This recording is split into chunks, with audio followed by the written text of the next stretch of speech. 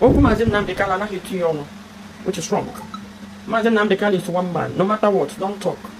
But I came and I saw and I conquered. I was thinking that Mazi Nnamdi Kanu basically move on now, considering the fact that they took me to court.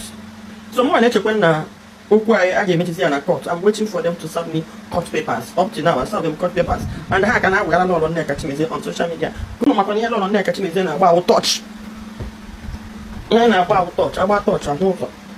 Nelson Mandela said, you succeed listening to criticism, accepting criticism, and then changing the my area you get change.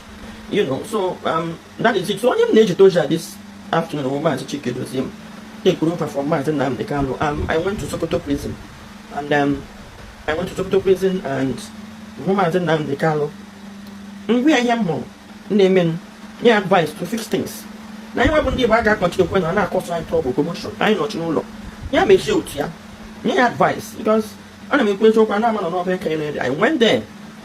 When there's a major and I only had Junior Bone, I'm not more on a gaggy man. So I'm going to question when I will check it with him. And I mean, we are here. Now, Maka, already mother say, Yam today, Copa can do no. I saw me in our support, but I didn't put in our support of Nnamdi. In a man, I'm not supporting Nnamdi. I can't support Nnamdi in a with Simon Nneka. I would have supported that, which is the basis of Western.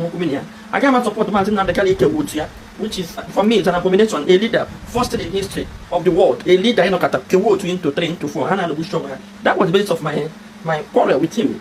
Measure to get him attack. And then I do. Lolo Nneka me this about the hottest name.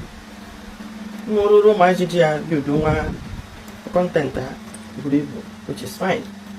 I'm not surprised. Now I am telling you Makaya today. Moving forward, we are moving to the next stage. So, and we're MFA gossips. You know, all money like I passed through the attacks, lying and all the nonsense. I'm never to my name, I can stand that tall. You know, but I'm somebody named me once I come daughter. I don't care. I never, Lolo Nneka me up with a small name on social media, especially within Igbo community. And my joy when I would on the social one and Nabama. Just as I stand for my people, it gives me joy. On the young on the streets, I see my people that appreciate me. On the young joy. They complain of where I explain to them on a young joy. Now, Lolo Nneka me I came to Igbo land when our land was under siege. I came, I saw, and I conquered. I'm so proud of it. I'm so proud. You could have seen here with the peace now, Igbo. You disagree with me, you can go and have transformer. But I came and saw I conquered. Oku Mazi Nnamdi Kanu anaghị etinye ọnụ, which is wrong. Mazi Nnamdi Kanu is one man. No matter what, don't talk. But I came and I saw and I conquered. Now, people don't know, I've moved on to another stage. All okay now. Remember, now, I was thinking that Mazi Nnamdi Kanu basically move on now, considering the fact that they took me to court. So more than when I gave me to court, I'm waiting for them to send me court papers. Up to now, I saw them court papers. And how can I Lolo Nneka on social media? Good luck to them. It's a free world. You own your mouth. You know. Now we are moving forward to another stage. Then my that have moved. Here was now peace. How do we unite? How do we bring peace to our land? And Lolo Nneka about touch. About touch and over. So I want to be an some Lolo, why not stay one place so that he won't be again? And then get to one place. Everybody's finding one way. I need a question on the same page. Only so why would I be in one place? So the thing is that each group will go to Hashem and they just stay there. Nelson Mandela said, you succeed listening to criticism, accepting criticism, and then changing the my area you get change. You know, so that is it. So I'm going to this afternoon, woman to Chika Edoziem. Take group performance and I went to Sokoto prison. And I went to Sokoto prison and woman and Nnamdi. We are young more. Naming your advice to fix things. Now you won't give back continue when I cause I trouble commotion. I not know law. Yeah, me shoot, yeah. Your advice because I went there.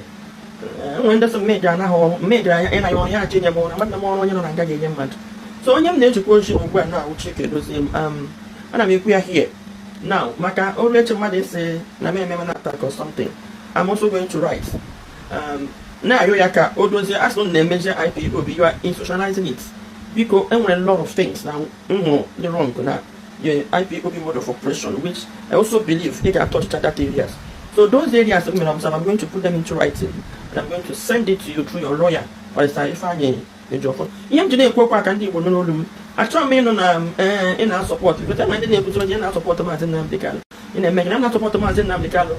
I can't support the Nnamdi in with Simon Nneka. I wouldn't have supported that, which is the basis of race. I can't support the Nnamdi, which is for me it's an abomination. A leader, first in history of the world, a leader in Okata, Kewo 2 into 3 into 4, that was the basis of my quarrel with him.